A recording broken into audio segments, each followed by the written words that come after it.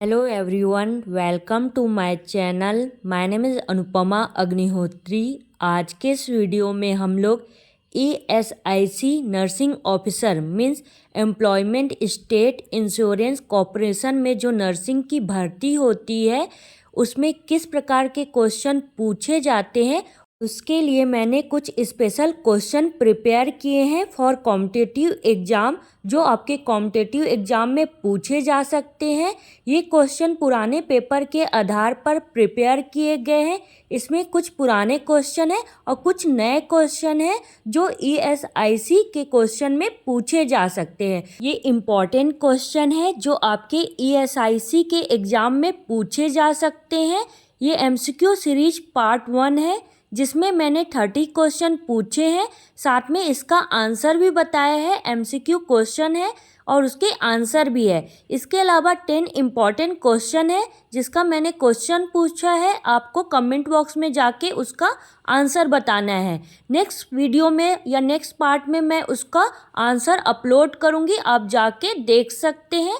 सो हर week मैं आपको 30 या 50 क्वेश्चन ESIC के एग्ज़ाम के लिए अपलोड करूंगी, आप जाके मेरे चैनल पे देख सकते हैं। ये वीडियो आपके ESIC एग्ज़ाम या अदर सेंट्रल गवर्नमेंट जॉब के एग्ज़ाम के लिए इम्पॉर्टेंट क्वेश्चन MCQ रहेंगे जो आपको हेल्पफुल होंगे।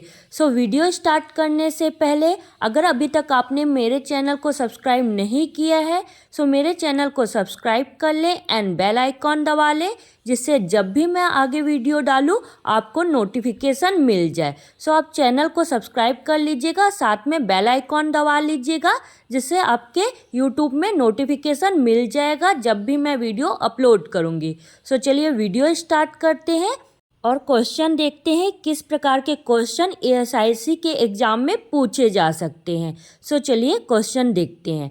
फर्स्ट क्वेश्चन है, the dimension of health concern with the proper biological function is called A physical dimension, B mental dimension, C spiritual dimension, D social dimension. So इसमें question क्या पूछा गया है, the dimension of health concern with the proper biological function is called. तो सबसे पहले हम इसमें हेल्थ का डेफिनेशन जानते कि हेल्थ का डेफिनेशन क्या होता है। According to WHO, health is a state of complete physical, mental, social and spiritual well-being and not merely of absence of disease and infirmity। Means जो हेल्थ होता है वो completely physical, mental, spiritual and social well-being होता है। So इसमें क्या question पूछा गया है, जो डायमेंशन ऑफ हेल्थ है वो concern with the proper biological function के बारे में पूछा गया है। क्या बायोलॉजिकल फंक्शन को क्या बोलेंगे? सो बायोलॉजिकल मतलब फिजिकल होता है। सो इसमें राइट आंसर क्या होगा, physical dimension. The dimension of health concern with the proper biological function is called the physical dimension. So right answer क्या होगा, A फिजिकल डायमेंशन। सो ये फर्स्ट क्वेश्चन था।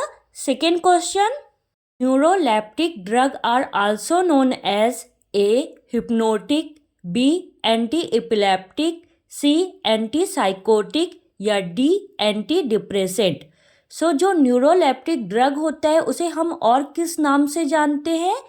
A जो है हिप्नोटिक, हिप्नोटिक जो होता है वो सिडेट करने के लिए, मतलब स्पेशली जो इंसोम्निया वाले पेशेंट होते हैं जिनको स्लीपिंग में प्रॉब्लम होती है, सो स्लीपिंग के लिए हिप्नोटिक ड्रग स्पेशली दिया जाता है। बी जो है एंटी एपिलेप्टिक ड्रग जो होता है, एपिलेप्टिक पेशेंट मतलब आपको सीजर या कन्वल्सन की कंडीशन में एंटी एपिलेप्टिक ड्रग दिया जाता है।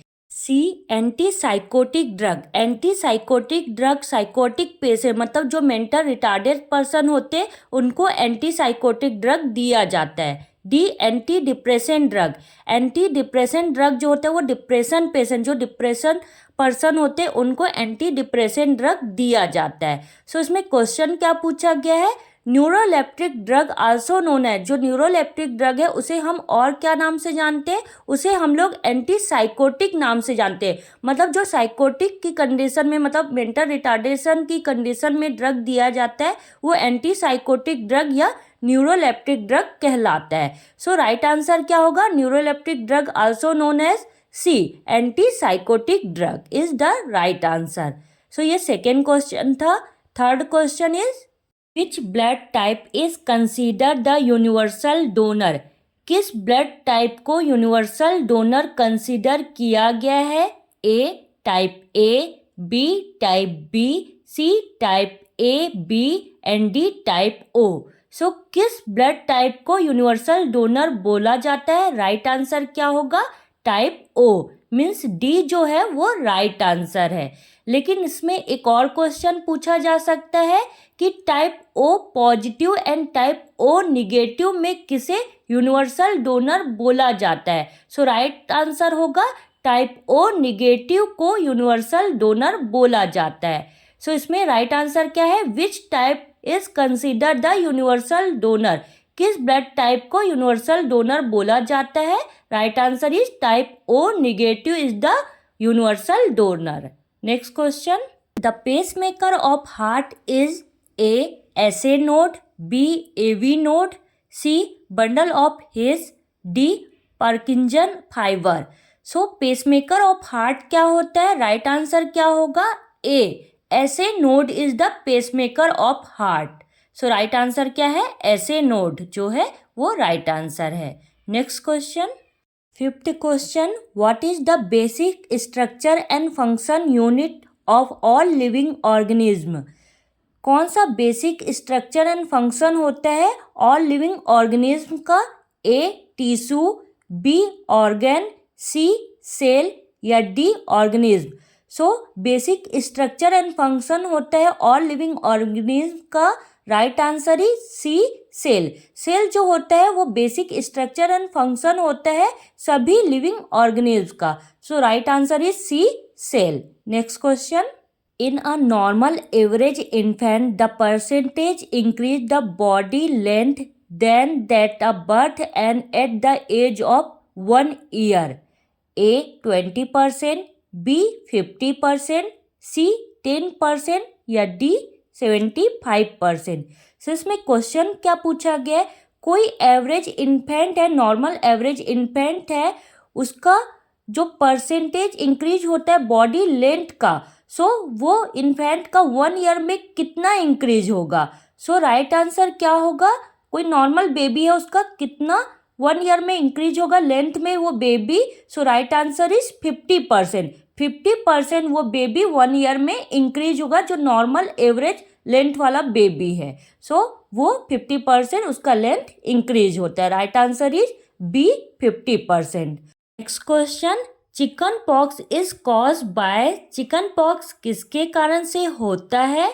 ए वायरस के कारण, बी बैक्टीरिया के कारण, सी पैरासाइट के कारण या डी मॉस्किटो के कारण। सो चिकन पॉक्स जिसे हम लोग छोटी माता भी बोलते हैं वो किसके कारण होता है?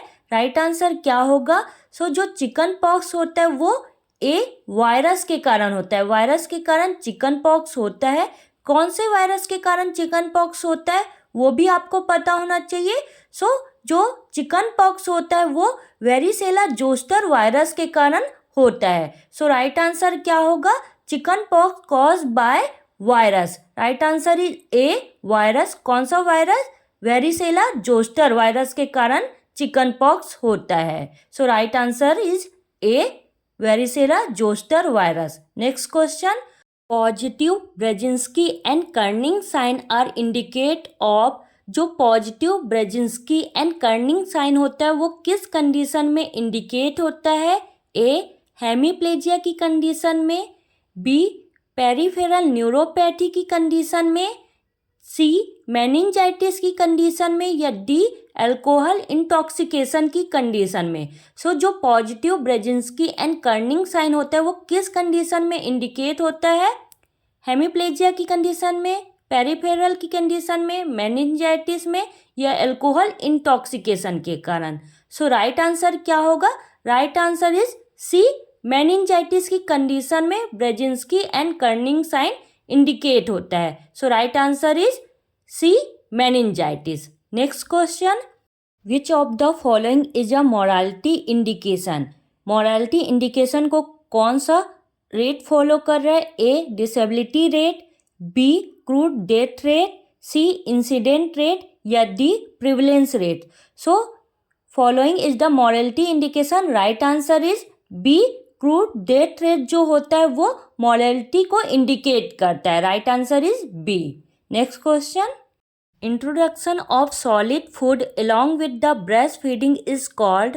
जो हम लोग बच्चों में सॉलिड फूड और साथ में ब्रेस्ट फीडिंग देते हैं उसे क्या कहते हैं? A schedule feeding, B complementary feeding, C conditional feeding या डी डिमांड फीडिंग। सो सबसे पहले हम ये जानते हैं कि जो ए बी सी या डी में दिए हुए फीडिंग है वो क्या होते हैं। सो सबसे पहले जो शेड्यूल फीडिंग है, मतलब शेड्यूल में जो फीड कराया जाता है बेबी को उसे शेड्यूल फीडिंग बोलते हैं। कॉम्प्लीमेंट्री फीडिंग मतलब जो हम लोग कॉम्प्लीमेंट्री फीडिंग मतलब ब्रेस्ट फीडिंग के साथ और कुछ देते हैं उसे कॉम्प्लीमेंट्री फीडिंग या वीनिंग बोला जाता है। कंडीशनल फीडिंग जो कंडीशन के हिसाब से दिया जाता है उसे कंडीशनल फीडिंग बोलते हैं। Next one demand feeding. Demand feeding मतलब जो डिमांड पे दिया जाता है, जैसे बच्चा जब क्राई करता है या कुछ इरिटेट होता है उस कंडीशन में जब फीड कराया जाता है वो डिमांड फीडिंग होता है। सो इसमें क्वेश्चन क्या पूछा गया है? Solid food along with the breast feeding is called, मतलब सॉलिड फूड के साथ साथ ब्रेस्ट फीडिंग दिया जाता है उसे क्या बोला जाता है? तो राइट आंसर क्या होगा? बी कॉम्प्लीमेंट्री फीडिंग, जिसे हम लोग वीनिंग भी बोलते हैं। मतलब 6 मंथ के बाद जब बेबी को कॉम्प्लीमेंट्री फीडिंग दिया जाता है, मतलब उसको दूध के अलावा मदर के मिल्क के अलावा हम लोग एक्स्ट्रा फूड स्टार्ट करते हैं, जैसे काऊ का मिल्क हो गया, कुछ खिचड़ी या दलिया, वो एज के हिसाब से जब हम स्टार्ट करते हैं उसे कॉम्प्लीमेंट्री फीडिंग या वीनिंग बोला जाता है। So right answer is B complementary feeding या वीनिंग। इसका पूरा वीडियो मेरे चैनल पे डला हुआ है, आपको अगर नीड है या ज़रूरत है देखने के लिए तो आप मेरे चैनल पे जाके वीनिंग का जो वीडियो है उसे देख सकते हैं। अगर आपको चाहिए तो आप मुझे कमेंट बॉक्स में भी बता सकते हैं, मैं आपको सेंड कर दूंगी। नेक्स्ट क्वेश्चन है, hospital dressing is best disposer of. Hospital में ड्रेसिंग को डिस्पोज करने का बेस्ट मेथड कौन सा होता है? A burning, B boiling, C dumping या D burying. So right answer is hospital में ड्रेसिंग करने का बेस्ट डिस्पोजल तरीका होता है बर्निंग, मतलब A is the right answer. जो हॉस्पिटल में ड्रेसिंग करते हैं उसे डिस्पोज करने के लिए हमको बर्न करना पड़ता है, वो सबसे बेस्ट मेथड होता है ड्रेसिंग को डिस्पोज करने का। Next question, which of the following confirm indication of pregnancy. कौन सा ऐसा इंडिकेशन होता है जिसमें कंफर्म होता है कि वुमेन प्रेग्नेंट है? A foetal heart in ultrasonography, B amenorrhoea, C beta SCG in urine या D nausea and vomiting. So कौन से कंडीशन में कंफर्म होगा कि जो वुमेन है वो प्रेग्नेंट है? So right answer is A foetal heart in ultrasonography. Foetal heart ultrasonography से कंफर्म होता है कि जो वुमेन है वो प्रेग्नेंट है। सो राइट आंसर क्या होगा? ए फीटल हार्ट इन अल्ट्रासोनोग्राफी। जब हम लोग यूएसजी कराएंगे तो हमको कंफर्म होता है कि जो वुमेन है वो प्रेग्नेंट है। नेक्स्ट जो एमनोरिया दिया हुआ है उसका मतलब क्या होता है कि जो वुमेन है उसमें पीरियड आना मतलब मेंस्ट्रुएशन साइकिल आना बंद हो जाता है, पर कभी कभी अदर कंडीशन के कारण भी मेंस्ट्रुएशन साइकिल आना बंद हो जाता है, जैसे पीसीओडी के कारण या सिस्ट के कारण, अदर कंडीशन के कारण भी कभी कभी मेंस्ट्रुएशन साइकिल आना बंद हो जाता है, तो उसको हम कंफर्म इंडिकेशन नहीं मान सकते प्रेगनेंसी के लिए। ना आपको अगर नोजिया वोमिटिंग होती है उसको भी हम कंफर्म नहीं मानते, कभी कभी यूरिन में एससीजी जो टेस्ट करते हैं उससे भी कंफर्म नहीं हो पाता। सो कंफर्म कब हो पाता है? जब आप यूएसजी कराते मतलब सोनोग्राफी कराते हैं और फीटल हार्ट साउंड सुनाई देता है तो ही कंफर्म हो पाता है कि जो लेडी है वो प्रेग्नेंट है। सो कंफर्म जो होता है किसी भी वुमेन में कि वो प्रेग्नेंट है तो कौन से कंडीशन में? Fetal heart in ultrasonography is the right answer. Next question, the test that most specific for the myocardial damage is. कौन सा टेस्ट जो होता है वो मोस्ट स्पेसिफिक होता है मायोकार्डियल डैमेज के लिए? सो ए मायोग्लोबिन, बी ट्रोपोइन, सी सीके एमपी या डी क्रिएटिनिन काइनेस। सो राइट आंसर क्या होगा, जो ये सब टेस्ट है वो मायोकार्डियल डैमेज के लिए ही किए जाते हैं। बस मोस्ट स्पेसिफिक कौन सा टेस्ट होता है जिसमें हमको मायोकार्डियल डैमेज का पता चलता है? So right answer is B, ट्रोपोइन। ट्रोपोइन जो होता है उसमें हमको स्पेसिफिक पता चलता है कि मायोकार्डियल डैमेज है। सो राइट आंसर क्या होगा आपका? B, troponin. Next question, intermittent claudication is the sign of. जो इंटरमिटेंट क्लॉडिकेशन होता है वो किसका साइन होता है? ए, आर्टीरियल ऑक्लूसिव डिसीज का, बी, मायोकार्डियल इन्फेक्शन का, सी, नर्व इंजरी का, या डी, पेरिफेरल न्यूरोपैथी का। So intermittent claudication is the sign of, right answer is A, arterial occlusive disease, मतलब ए और D is the right answer of intermittent claudication sign. So right answer क्या होगा? A, arterial occlusive disease the right answer. Next question, the group at the increase risk of herpes zoster virus. जो herpes zoster virus होता है वो कौन से group के लिए ज़्यादा रिस्क रहता है? A, infant with the congenital infection. Infant है कोई 1 ईयर के अंदर का बच्चा जिसे कंजेनाइटल इन्फेक्शन है उसे। B, person at the advance age, कोई पर्सन है जो एडवांस एज मतलब एल्डरली है उसे। C, patient with the atopic dermatitis, कोई पेशेंट है जिसे एटोपिक डर्मेटाइटिस है, स्किन डिसऑर्डर है, वो पेशेंट को। या डी, प्रेग्नेंट वुमेन को, कोई प्रेग्नेंट वुमेन है उसे। सो कौन से ग्रुप को ज़्यादा रिस्क रहता है हर्पेस जोस्टर वायरस का? So right answer is B, person at advance age. कोई पर्सन है जो एल्डरली है, एडवांस एज का है, उस पेशेंट को हर्पेस जोस्टर वायरस का ज़्यादा रिस्क रहता है। सो राइट आंसर क्या होगा? बी, एडवांस एज वाले पीपल को रिस्क ज़्यादा रहता है। Next question, what is the function of the cell membrane. क्या फंक्शन होता है सेल मेम्ब्रेन का? A, storage of genetic material, B, energy production, C, protection of cell organelle, D, protein synthesis. So जो cell membrane होता है उसका main function क्या होता है? ए, स्टोर करना जेनेटिक मटेरियल को, एनर्जी को प्रोड्यूस करना, सी, प्रोटेक्ट करना सेल ऑर्गन सेल से, या प्रोटीन सिंथेसिस करना। सो मेन क्या फंक्शन होता है सेल मेम्ब्रेन का? सो जो मेन फंक्शन होता है सेल मेम्ब्रेन का वो होता है प्रोटेक्ट करना सेल ऑर्गन सेल्स को। सो राइट आंसर क्या होगा? Protection of cell organelles is the right answer. Next question, the anterior fontanelle close by. Anterior fontanelle जो होता है वो कब क्लोज होता है? ए, बर्थ के समय, B, 2 month of age, C, 2 to 3 year of age, D, 9 to 18 month of age. So हमारे में 2 फ्रंटेनल होते हैं, anterior fontanelle and posterior fontanelle. So जो एंटीरियर फ्रंटेनल होता है, जो फ्रंट साइड में होता है, जो आपका डायमंड शेप का होता है, वो कब क्लोज होता है? सो राइट आंसर होगा 9 to 18 month ऑफ एज, मतलब आपका 1.5 ईयर में क्लोज होता है एंटीरियर फ्रंटेनल। एंड जो पोस्टीरियर फ्रंटेनल होता है, जो हेड के बैक साइड में होता है, वो 1.5 month में क्लोज होता है। सो जो एंटीरियर फ्रंटेनल होता है वो हेड के फ्रंट साइड में होता है, जो डायमंड शेप का होता है, और जो पोस्टीरियर फ्रंटेनल होता है जो हेड के बैक साइड में होता है वो ट्रायंगुलर शेप में होता है। एंटीरियर फ्रंटेनल जो होता है वो 1.5 ईयर में क्लोज होता है, और पोस्टीरियर फ्रंटेनल 1.5 month में क्लोज होता है। तो राइट आंसर क्या होगा? एंटीरियर फ्रंटेनल कब क्लोज होता है? तो right answer is D, 9 to 18 month में क्लोज होता है। Next question, ORS mainly contain. ORS mainly क्या कंटेन करता है? A, sodium and fructose, B, sodium and glucose, C, calcium and glucose, या D, calcium and fructose. So जो ORS रहता है वो मेनली कंटेन करता है बी, सोडियम एंड ग्लूकोज को। सो ORS में मेनली सोडियम एंड ग्लूकोज रहता है। तो राइट आंसर क्या होगा? B, sodium and glucose is the right answer. Next question, among the following the bone that belong to the axial skeleton is A, humerus, B, patella, C, hyoid, D, tarsal.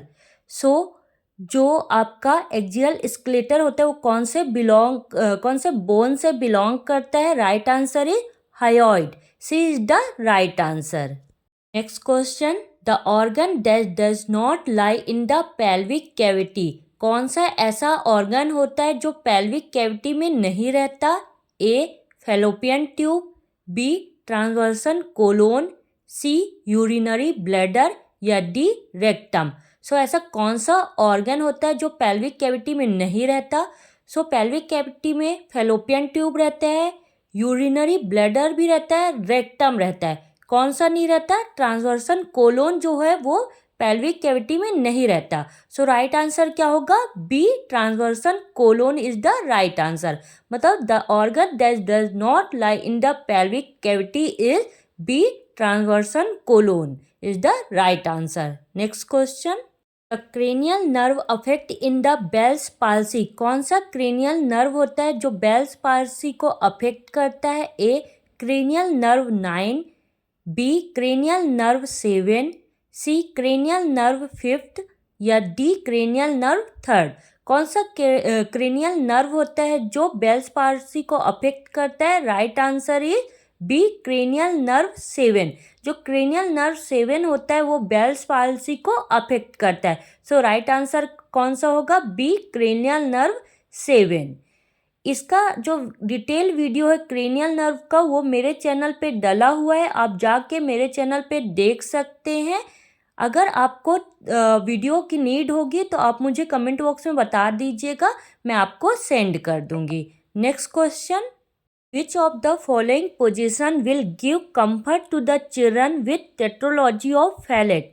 Tetralogy of Fallot की condition में बच्चों को कौन सा position देना अच्छा रहता है जिसमें जो चिल्ड्रन रहते हैं वो कंफर्टेबल फील करते हैं? So A supine position, B sitting position, C high Fowler position, D squatting position. So सबसे पहले ये पोजीशन के बारे में जान लेते हैं कि कौन कौन से पोजीशन है। ए सुपाइन पोजीशन मतलब जिसमें बच्चा लाइट डाउन रहता है, सीधा लेटा हुआ रहता है अपने बैक साइड के बल पे, मतलब आपके बैकबोन पे, उसे सुपाइन पोजीशन बोलते हैं जिसमें लाइट डाउन बच्चा रहेगा। सिटिंग पोजीशन मतलब बैठा हुआ जो बच्चा रहेगा वो सिटिंग पोजीशन कहते हैं। हाई फॉलर मतलब बच्चा 40 to 50 डिग्री में बैठा रहता है, उसे हाई फॉलर पोजीशन बोलते हैं।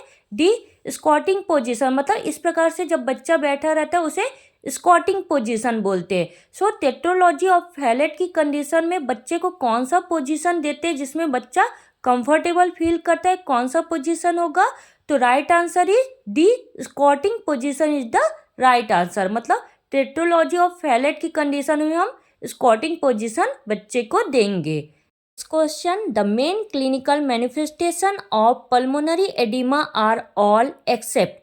कौन सा ऐसा क्लिनिकल मैनिफेस्टेशन है जो पल्मोनरी एडिमा में नहीं देखा जाता है? इसमें 4 ऑप्शन में 3 ऑप्शन पल्मोनरी एडिमा की कंडीशन में देखे जाते हैं पर एक नहीं देखा जाता। सो साइनोसिस जो होता है वो पल्मोनरी एडिमा की कंडीशन में देखा जाता है। कप विथ एक्सपेक्टेशन भी पल्मोनरी एडिमा में देखा गया है। हाइपोटेंशन जो है वो पल्मोनरी एडिमा की कंडीशन में नहीं देखा गया है। डिसेप्निया ये भी पल्मोनरी एडिमा की कंडीशन में देखा जाता है। सो जो पल्मोनरी एडिमा का क्लिनिकल मैनिफेस्टेशन है उसमें साइनोसिस, कफ विथ एक्सपेक्टेशन, डिसेप्निया ये सब देखा जाता है। हाइपोटेंशन कंडीशन जो होता है पल्मोनरी एडिमा की कंडीशन में नहीं देखा जाता। सो राइट आंसर कौन सा होगा? हाइपोटेंशन। हाइपोटेंशन जो होता है वो पल्मोनरी एडिमा का क्लिनिकल मैनिफेस्टेशन नहीं होता। So right answer is C hypotension correct answer. Next question, oral vaccine is use to prevent. Oral vaccine जो रहती है क्या प्रिवेंट करने के लिए दिया जाता है? ए ट्यूबरक्लोसिस, बी मम्प्स, सी मीजल्स, डी पोलियो। सो जो ओरल वैक्सीन होती है वो पोलियो को प्रिवेंट करने के लिए दिया जाता है। सो राइट आंसर क्या होगा? D polio.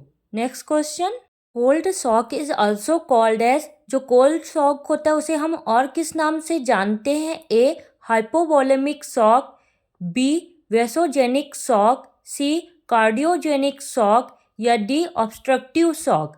सो जो कोल्ड शॉक होता है उसे हम और किस नाम से जानते हैं? Right answer is A hypovolaemic shock. जो हाइपोवॉलेमिक शॉक होता है उसे हम लोग कोल्ड शॉक के नाम से भी जानते हैं। So right answer is A, hypovolaemic shock. Next question, which of the following is not a primary type of tissue in animal. कौन सा ऐसा टिश्यू है जो primary type of tissue animal नहीं है। A, epithelial tissue, B, connective tissue, C, muscle tissue, या D, lignified tissue. So कौन सा ऐसा टिश्यू है जो primary type of tissue animal नहीं है। Right answer is D, lignified tissue. जो लिग्निफाइड टिश्यू होता है वो primary type of tissue animal नहीं होता। सो राइट आंसर क्या होगा, D, lignified tissue. Next question, voluntary rejection of unexpected thought और feeling from conscious awareness is called. A, suppression, B, substitution, C, sublimation, D, symbolisation. So voluntary rejection of unexpected thought और feeling from conscious awareness is called. Right answer is A, suppression. Suppression is the right answer. Next question, find down here normally found eventually a premature baby is called. कोई premature baby है मतलब जो fully mature नहीं हुआ है, जिसका wait और height कम है, मतलब लो बर्थ वेट बेबी है, उसके में फाइन हेयर पूरे बॉडी में प्रेजेंट रहते हैं, उसे हम क्या बोलते हैं। ए, कैपुट, बी, नेवी, सी, लेनिगो, या डी, वर्निक्स। सो सबसे पहले हम इनका मीनिंग समझ लेते हैं कि क्या होता है। एक कैपुट, कैपुट मतलब जब बेबी का बर्थ होता है तो डिलीवरी के टाइम बेबी को जब बाहर निकालते हैं सो उसके हेड में इंस्ट्रूमेंटल इंजरी हो जाती है। उसके कारण क्या होता है, बेबी का जो हेड होता है उसमें स्वेलिंग आ जाती है, एक साइड में सूज जाता है, उसे हम क्या बोलते हैं, कैपुट बोलते हैं। इस प्रकार से बेबी का हेड में हो जाते है उसे कैपुट बोला जाता है। नेवी, नेवी मतलब क्या होता है, बेबी का जब बर्थ होता है उस समय पूरे बॉडी में कहीं भी उसके मार्क आ जाता है, मतलब कोई भी चिन्ह रहता है जिसे हम बर्थ मार्क भी बोलते हैं, उसे क्या बोला जाता है, नेवी बोला जाता है। लेनिगो, लेनिगो मतलब बेबी जो प्री मैच्योर या प्रीटर्म बेबी होता है उसके पूरे बॉडी में फाइन हेयर, एकदम पतले हेयर प्रेजेंट रहते हैं स्मॉल स्मॉल साइज के, उसे लेनिगो बोला जाता है। डी, वर्निक्स, वर्निक्स मतलब जब बेबी का बर्थ होता है उस समय पूरे बॉडी में उसके वाइट चीजी मटेरियल, मतलब चिपचिपा सा सफ़ेद कलर का एक पदार्थ लगा होता है पूरे बॉडी में, उसे क्या बोलते हैं, वर्निक्स बोलते हैं, वर्निक्स कोसियोसा। तो ये आप चार ये है, इसमें क्या क्वेश्चन पूछा गया है कि कोई प्री मैच्योर बेबी है उसके पूरे बॉडी में हेयर प्रेजेंट रहते हैं, उसे क्या बोला जाता है। So right answer is C, lanugo, lanugo is the right answer. Next question, which of the below is not a component of HELLP syndrome. कौन सा ऐसा कंपोनेंट है जो हेल्प सिंड्रोम का नहीं है। A, haemolysis, B, low platelet count, C, elevated liver enzyme, या D, bleeding per vagina. So सबसे पहले हम ये जानते हैं कि हेल्प सिंड्रोम क्या स्टैंड करता है। सो हेल्प सिंड्रोम जो होता है, एच जो होता है हीमोलाइसिस, ई एल मतलब एलिवेटेड लिवर एंजाइम, और एल पी मतलब लो प्लेटलेट काउंट। तो इसमें जो हेल्प होता है उसमें हीमोलाइटिस होता है, लो प्लेटलेट काउंट होता है, एलिवेटेड लिवर एंजाइम होता है। कौन सा नहीं है, bleeding per vagina. So which of the below is not a component of HELLP syndrome. Right answer क्या होगा, D, bleeding per vagina is the right answer. HELLP syndrome का फुल वीडियो मैंने अपने चैनल पे डाला हुआ है, आप जाके मेरे चैनल पे देख सकते हैं कि हेल्प सिंड्रोम क्या होता है, क्या स्टैंड करता है और उसके साइन एंड सिम्टम क्या होते हैं। सो आप मेरे चैनल पे जाके देख लीजिएगा। Next question, newborn maturity rating done using A, Apgar score, B, Ballard score, C, Chandrel score, या डी, ओसिंडर स्कोर। कौन सा ऐसा रेटिंग स्केल है जो न्यूबॉर्न मैच्योरिटी को दर्शाता है।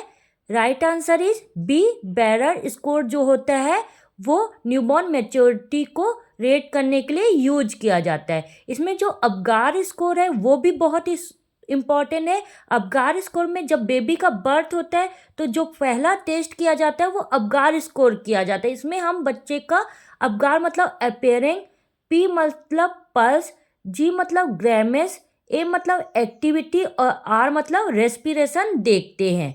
सो ये इसका फुल वीडियो भी मेरे चैनल पे डला हुआ है, आप जाके देख लीजिएगा। अबगार से भी बहुत सारे क्वेश्चन हर साल कॉम्पिटिटिव एग्जाम में पूछे जाते हैं। सो आप इस वीडियो को भी ज़रूर देख लीजिएगा अबगार वाले का। इसका राइट आंसर होगा बेलर स्कोर। अभी हम लोगों ने 30 MCQ स्पेशल क्वेश्चन जाना जो आपके ASIC के कॉम्पिटिटिव एग्जाम में पूछा जा सकता है। अब हम लोग 10 और क्वेश्चन देखेंगे जिसका आंसर आपको मुझे कमेंट बॉक्स में बताना है, और इसका जो आंसर है मैं आपको जो ASIC का सेकेंड पार्ट अपलोड करूँगी उसमें बताऊँगी। अभी आप मुझे ये क्वेश्चन के आंसर कमेंट बॉक्स में बताइएगा, उसके बाद आप देखिएगा कि आपके आंसर सही थे कि नहीं। चलिए क्वेश्चन देखते हैं। पहला क्वेश्चन है which colour cannula is 17 gauge. कौन सा कलर कैनुला 17 गेज का होता है, उसका आंसर आप मुझे कमेंट बॉक्स में बताइए। IV कैनुला से हर साल कोई ना कोई क्वेश्चन ज़रूर पूछते हैं। आप IV कैनुला को फुल डिटेल में अच्छे से जान लीजिएगा, इसमें से कोई ना कोई क्वेश्चन आपके कॉम्पिटिटिव एग्जाम में ज़रूर पूछेंगे। इसका फुल डिटेल वीडियो मेरे चैनल पे डला हुआ है, आप जाके देख सकते हैं। अगर आपको नहीं मिलेगा तो आप मुझे कमेंट बॉक्स में बता दीजिएगा। Second question, during ABG analysis blood is collected from where. During जो ABG एनालिसिस करते हैं उसमें ब्लड कहाँ से कलेक्ट करते हैं वो आपको बताना है।